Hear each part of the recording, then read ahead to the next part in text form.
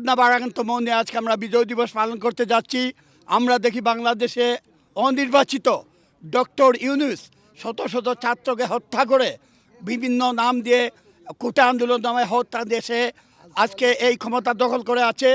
আমরা এই বিজয় দিবসে আমরা দৃঢ় প্রত্যয় ঘোষণা করি এই সুদখোর ইউনূসকে 26শে মার্চ স্বাধীনতা দিবসের আগেই উৎখাত করে জনগণের সরকারকে আবার প্রতিষ্ঠিত করব। মাননীয় প্রধানমন্ত্রী জননেত্রী শেখ হাসিনাকে বৈধ প্রধানমন্ত্রীকে আবারও প্রধানমন্ত্রী হিসাবে আমরা ওনাকে প্রত্যাবর্তন এবং পুনরায় ওনাকে প্রধানমন্ত্রী হিসাবে বাংলাদেশে নিয়োজিত করব।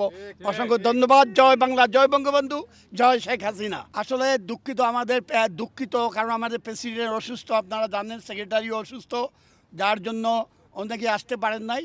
ইনশাল্লাহ কালকে আমাদের প্রোগ্রাম আছে, 6টার সময় দেখবেন হাজার হাজার লোক, শত শত লোক সেই সভায় উপস্থিত হবেন। আপনাদেরকে ধন্যবাদ। আজকের এই বিজয়ের দিনে, বিজয়ের উষালগ্নে আমি আমার প্রবাসী সবাইকে জানাচ্ছি লন্ডন মহানগর আওয়ামী লীগের পক্ষ থেকে সংগ্রামী সালাম, শুভেচ্ছা, মুবারকবাদ।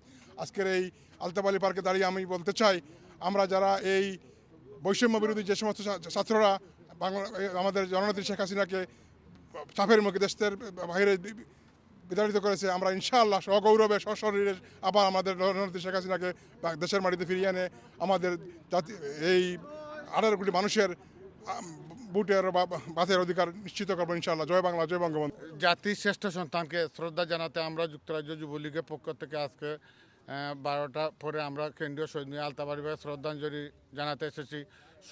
সকল শহীদের প্রতি গভীর শ্রদ্ধা এবং সমবেদনা। যাদের ত্যাগের বিনিময়ে এই স্বাধীনতা অর্জন, তাদের প্রতি গভীর শ্রদ্ধা।